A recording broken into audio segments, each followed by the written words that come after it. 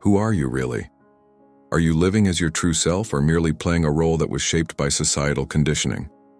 Many of us go through life feeling like we're following a script written by someone else, parents, teachers, society, rather than our own true desires. Carl Jung, the famous Swiss psychologist, believed that this disconnection from our authentic self is a deep and common problem. Most people, he observed, never truly come to know who they really are because they remain confined within roles and expectations handed to them by the outside world. We wear masks to fit in and often forget the face we had before we put them on. Jung's psychology offers a path to awaken from this unconscious role-play. Who looks outside, dreams. Who looks inside, awakes, Jung wrote, reminding us that only by turning inward can we truly awaken to our real identity. In this journey of self-discovery, Jung identified key concepts: the persona, the shadow, the self, archetypes, and the process of individuation as signposts along the way. By understanding and integrating these aspects of our psyche, we can break free of societal illusions, face our inner depths, and embrace all parts of ourselves.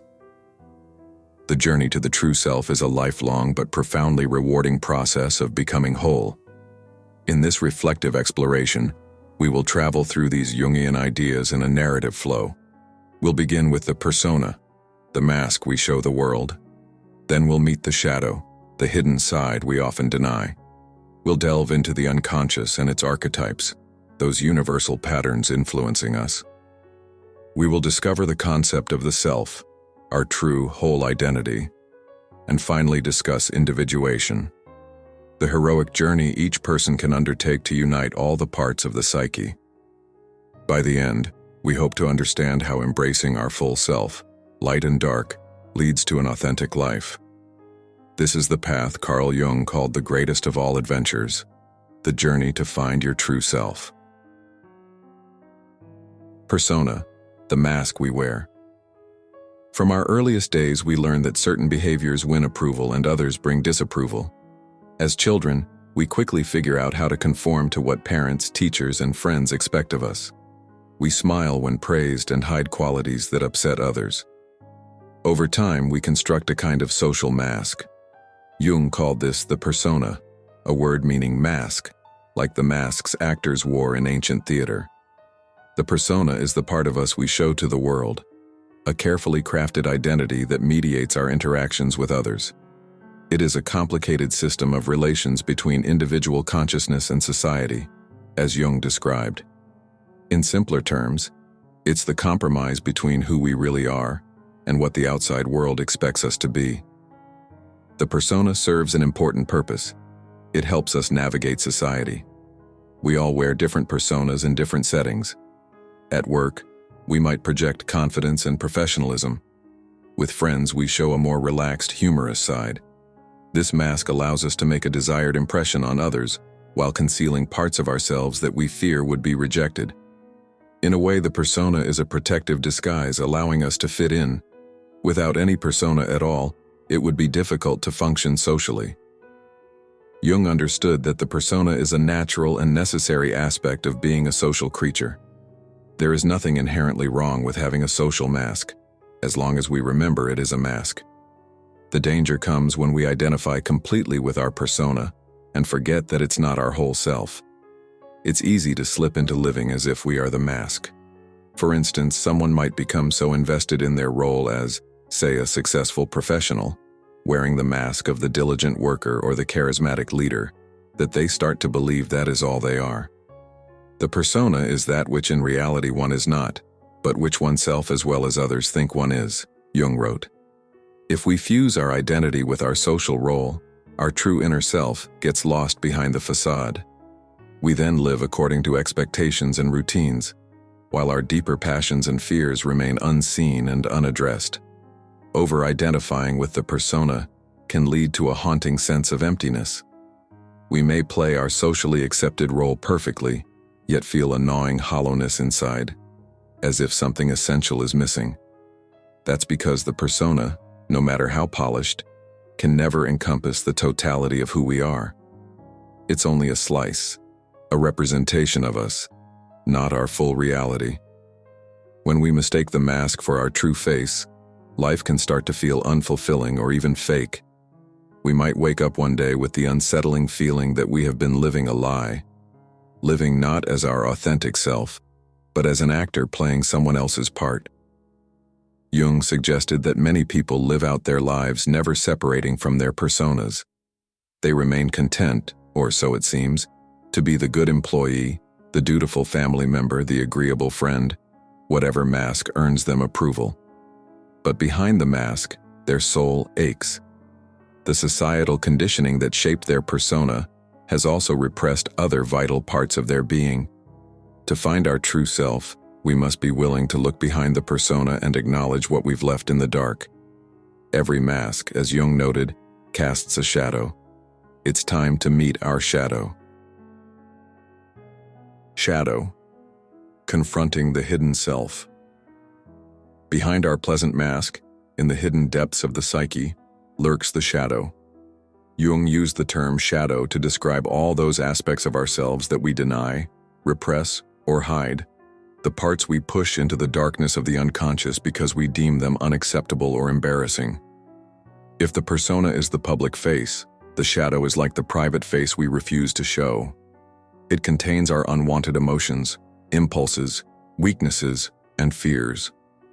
All the traits that do not fit the ideal image we try to project, our anger, our jealousy, our vulnerable sensitivities, our forbidden desires, accumulate in the shadow. How is the shadow born? It is essentially the mirror image of the persona.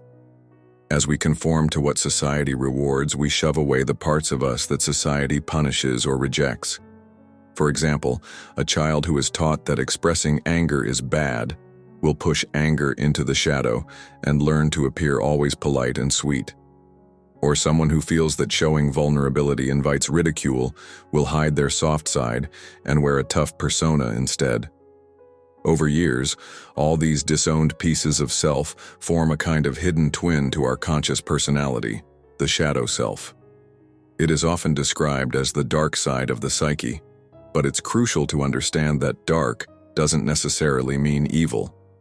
The shadow contains everything we've disowned, including traits that can be positive or neutral, but which we felt we shouldn't be.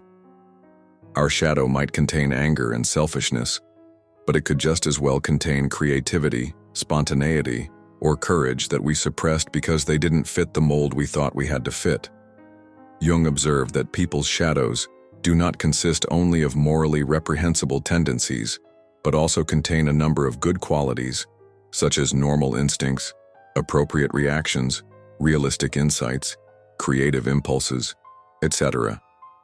In other words, within the shadow lies not only what is base in us, but also much of our vitality and potential that had no room in our persona. The shadow may be dark and neglected, but it is teeming with life, a trove of repressed creativity, authentic feelings, and intuitive wisdom. Yet for most of us, confronting the shadow is uncomfortable. We tend to avoid or deny these hidden aspects because they threaten our self-image. It's painful to admit traits in ourselves that we dislike in others. It's scary to face old wounds and desires we buried long ago.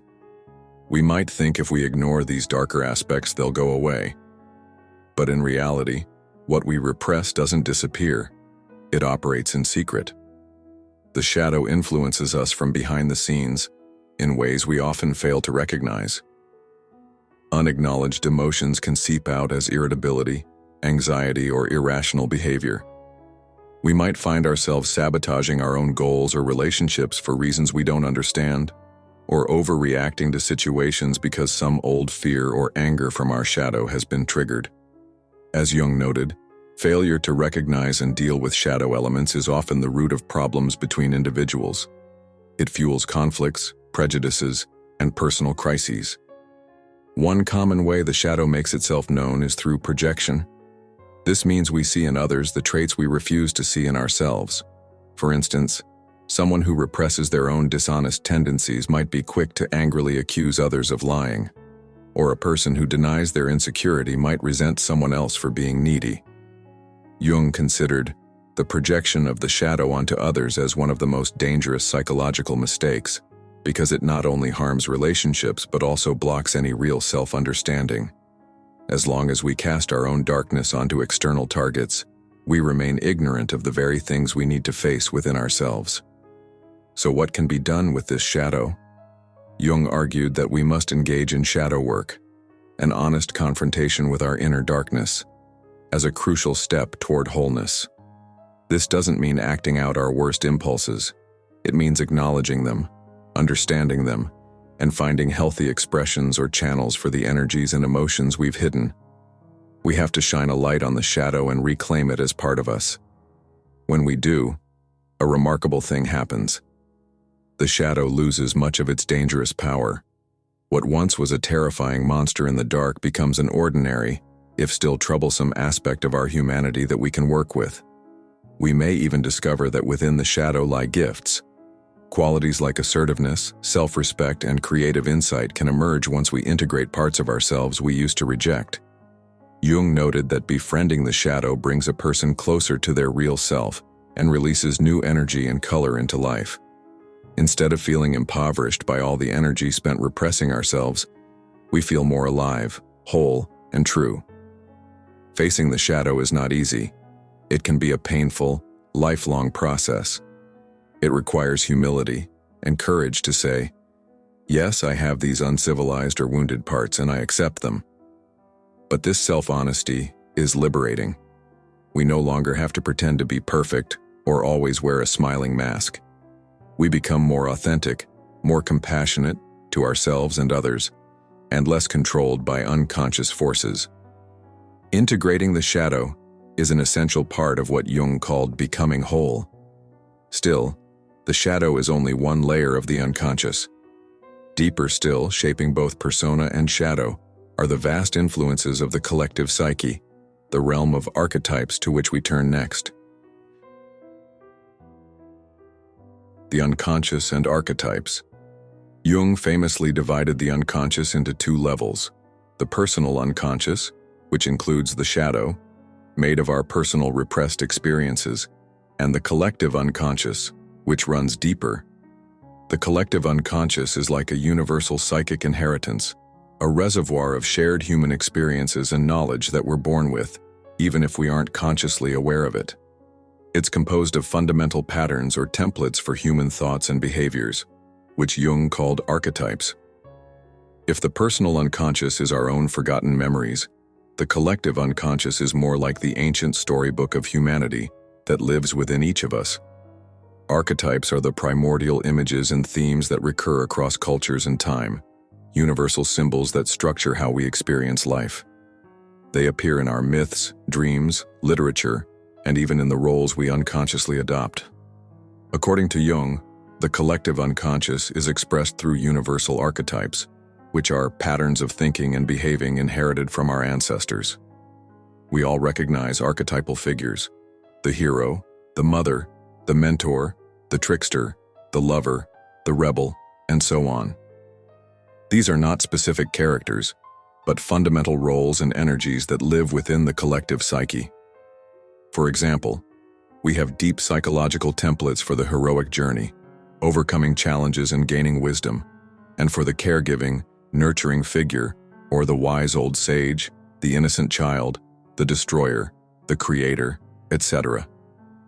These archetypal forces influence our personality and behavior more than we realize. At different times, different archetypical energies may dominate our psyche.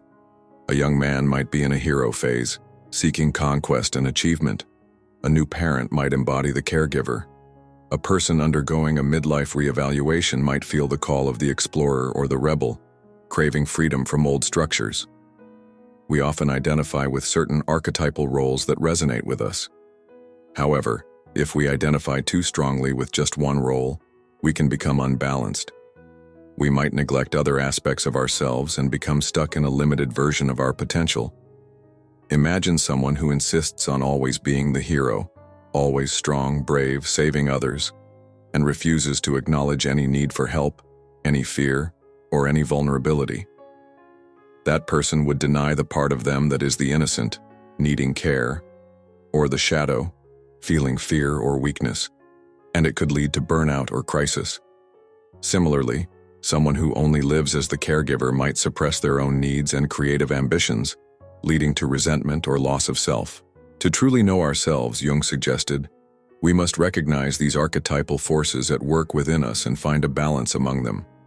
The goal is not to eliminate archetypes. We can't. They are part of us. But to become conscious of them and not be controlled by a single archetypal script. If you only play one archetypal role in life, the other potentials within you cry out for acknowledgement.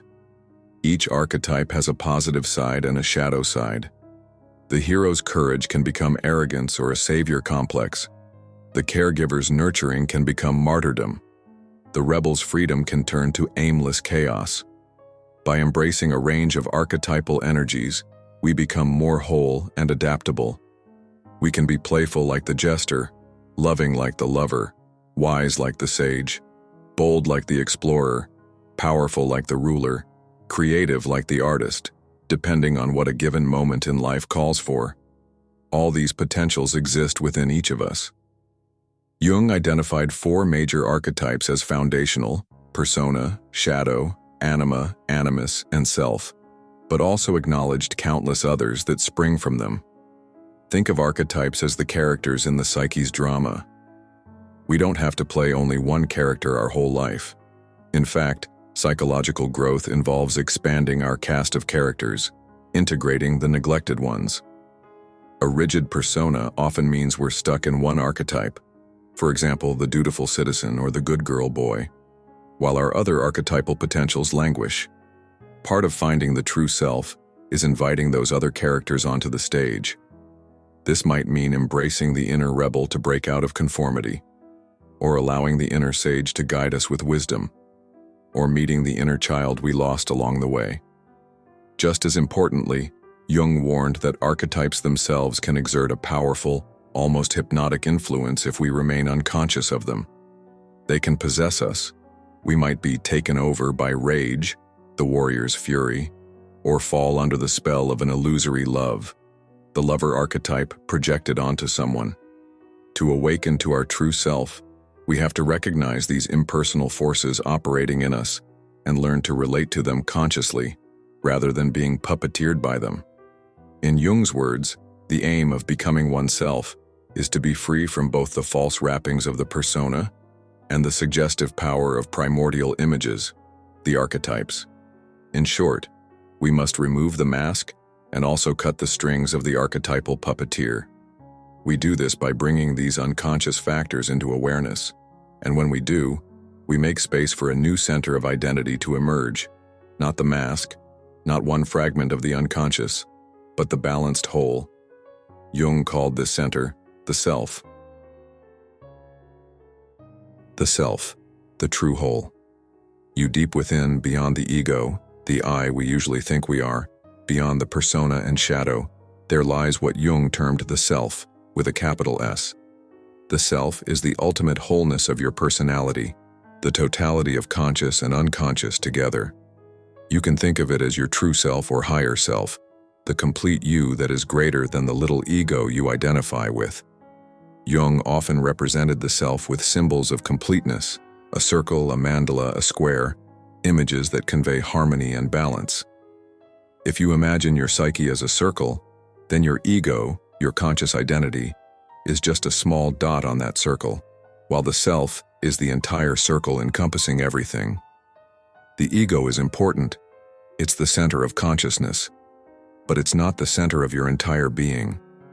The self is the true center of personality, and it includes far more than you are aware of at any given moment. The self is an archetype of unity and meaning.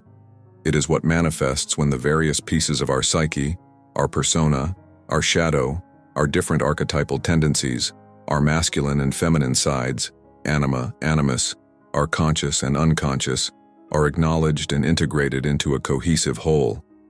In a sense, the self is already there within us as a latent potential, an inner drive towards wholeness.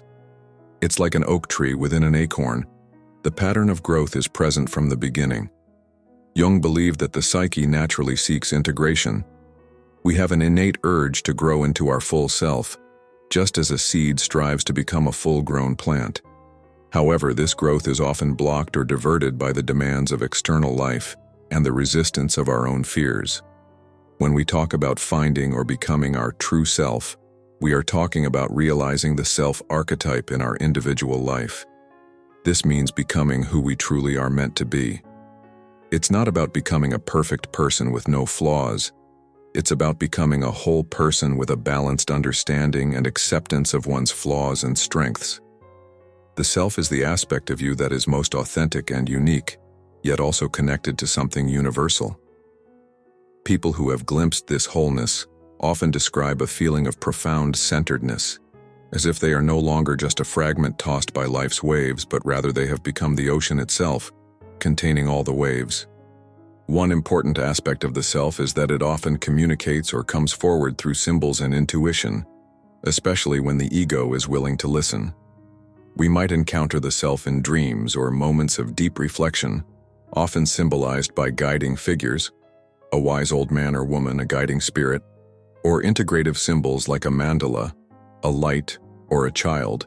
In Jungian psychology, the divine child can symbolize the emerging self. These experiences hint at our inner unity, something larger within us trying to guide us. When we live out of alignment with ourself, for example, when we ignore our passions, betray our values, or live according to others' expectations for too long, we experience a profound sense of disharmony. It's as if our conscious life is out of sync with our unconscious truth, and this conflict can manifest as depression, anxiety, or a midlife crisis. Jung believed many psychological problems, what he called neurosis, stem from a split between the ego and the self, a disharmony between how we live and who we truly are deep down. Healing and growth, therefore, require restoring this harmony, aligning the ego with the self.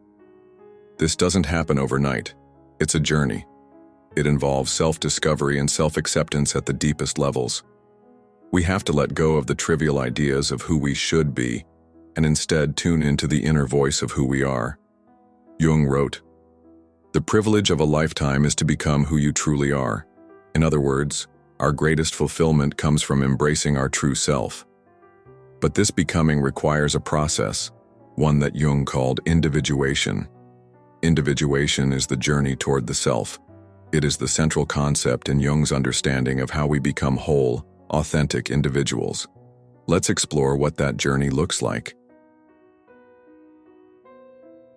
Individuation, the journey of becoming whole. Individuation means literally becoming individuated, becoming an indivisible unity, or individual, in the profound sense. Jung used this term to describe the process of psychological integration, where all the different parts of the personality, ego, persona, shadow, anima, animus, and various archetypes, come together into a harmonious whole. He described individuation as the task of consciously bringing the personal and collective unconscious into alignment with the conscious self, thus revealing one's full personality and unique identity. In short, individuation is the process of becoming your authentic self, or as Jung also called it, becoming self-actualized. How does one individuate? It is a lifelong journey of self-discovery and transformation. It often begins with the feeling that the life we are living is not fully ours, a sense of dissatisfaction, meaninglessness, or a persistent inner conflict. This discomfort can serve as a wake-up call. We may start to ask deeper questions. Who am I beneath all my roles? What do I truly want? Why do I feel something is missing even when everything seems fine on the surface? These questions prompt us to look inward, to listen to our inner voice or intuition that we have long hushed in order to fit in. We might realize that in our pursuit of social approval, trying to be the person others wanted us to be, we have betrayed our own values or passions. Perhaps we followed a career path or life direction that wasn't truly ours, and now our soul is urging us to change course. This realization can be frightening, but it's the first step of individuation, recognizing that there is a more authentic life waiting to be lived, and our current way of living is too narrow for our soul's longing. Often, a crisis or life transition triggers the individuation process.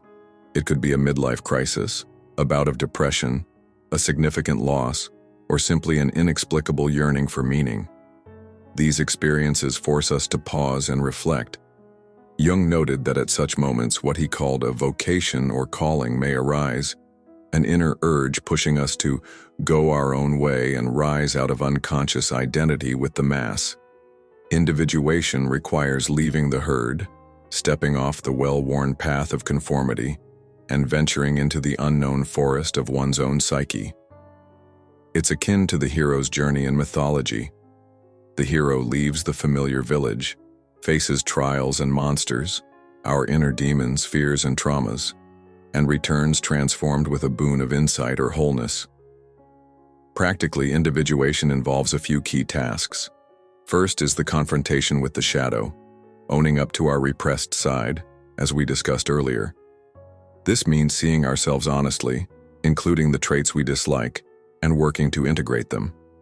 It might involve therapy, journaling, deep introspection, or creative expression to acknowledge our wounds and flaws.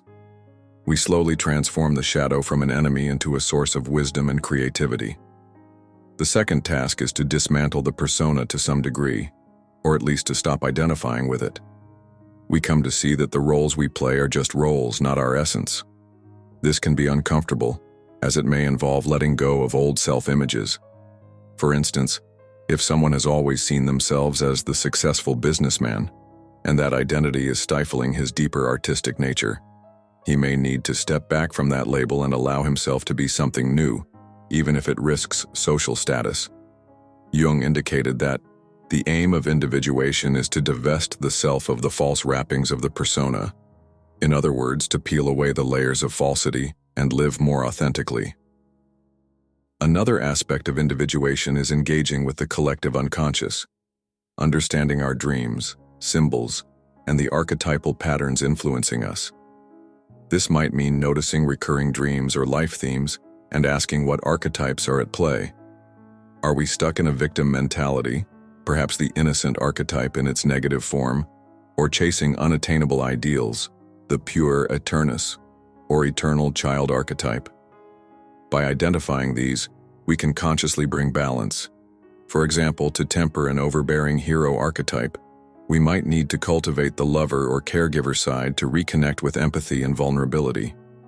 Individuation invites us to embrace opposites within us, to be both strong and gentle, both logical and emotional as the situation requires. Jung believed we contain contrary forces that need to be acknowledged and balanced, such as the masculine and feminine aspects of the psyche, the anima, animus archetypes. Individuation is about integrating these dualities into a greater unity. This journey is not linear or easy. It can be described in stages, but in reality it's a spiral path, with progress and setbacks. We don't just conquer the shadow once and for all. Rather, we continually uncover new aspects of ourselves to integrate. It's an ongoing dialogue between the ego and the unconscious. Sometimes it leads us to make external changes too, changing careers to align with our passion, ending relationships that no longer foster growth, finding new communities that support our true interests.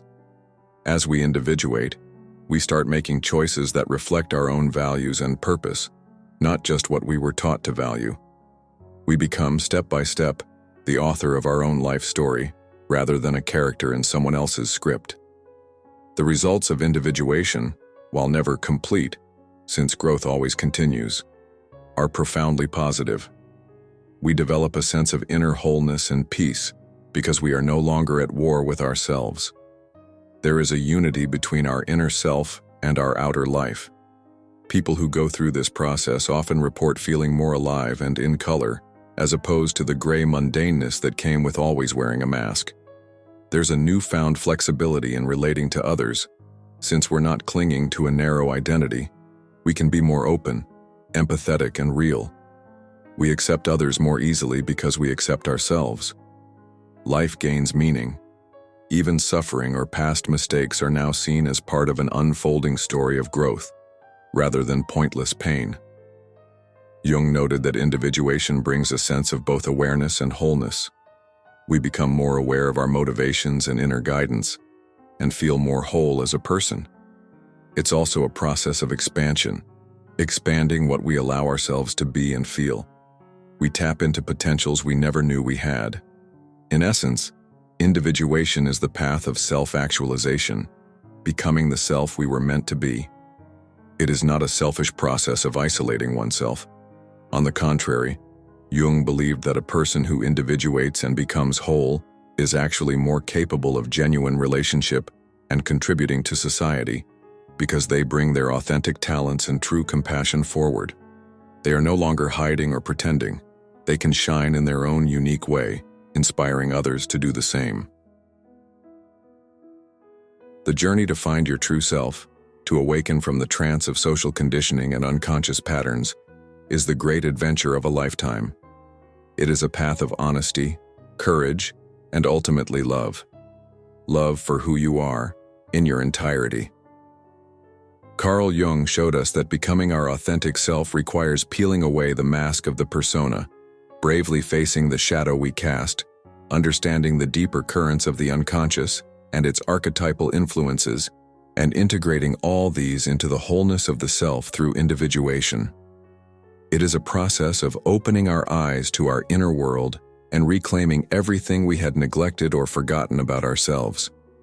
In a world where it is often easier to conform, to wear a pleasing mask and to stay on the surface, choosing the path of individuation takes guts.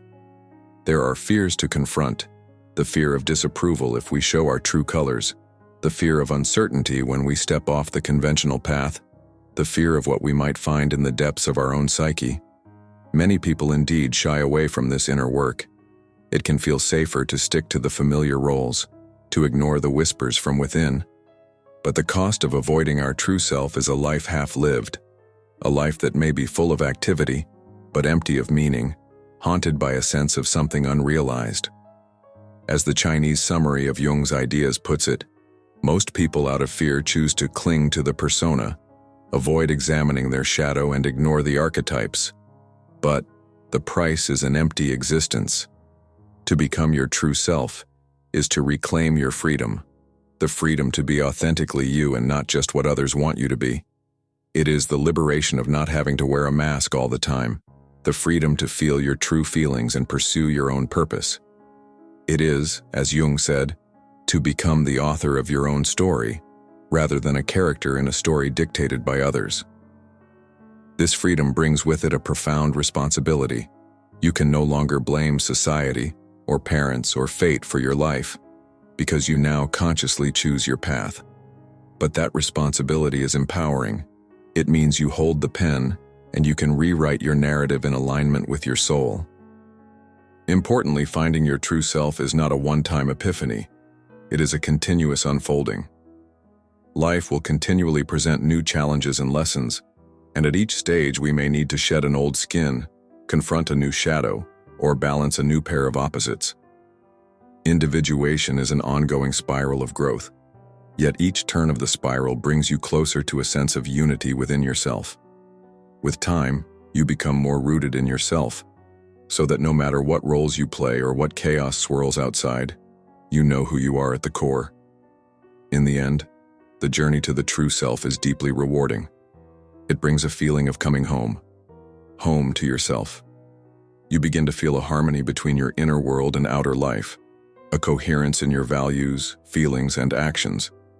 There is a serenity in self-acceptance, an inner stability that comes from embracing both your light and your darkness. You realize that you are enough, that you always were. You just had to peel back the layers to see it. All parts of you have a place in your wholeness. The wounds of the past become sources of empathy and strength. The traits you once hid now enrich your character and relationships. As you walk this path, remember that it's okay to feel fear and uncertainty. They are natural parts of growth. But don't let them stop you. Every step you take in self-discovery, no matter how small, awakens something deep inside. It's the spark of the real you, flickering to life. Nurture that spark, and in time it becomes a flame that lights your way. By recognizing the influence of society's conditioning, By bravely facing your unconscious shadow, and by lovingly integrating all facets of yourself, you will experience the profound fulfillment of living an authentic life. Jung called this the privilege of a lifetime, to become who you truly are. It is a privilege open to anyone willing to embark on the inner journey. No external achievement can substitute for it, and no failure in the conventional sense can take it away once it's found. Your true self is your birthright. The path to it is at times challenging, but it leads to the greatest treasure, a life lived from the depth of your soul, rich with meaning, connection, and genuineness. In embracing your whole self, you reclaim your power to direct your fate and ultimately, to find peace. The journey to the true self is the journey home. Each of us is called to undertake it, and the call often comes from within as a whisper, a dream, or a feeling that won't go away. If you hear that call, do not ignore it. Take off the mask, step into your depths, and meet the person who has been waiting inside you all along, yourself.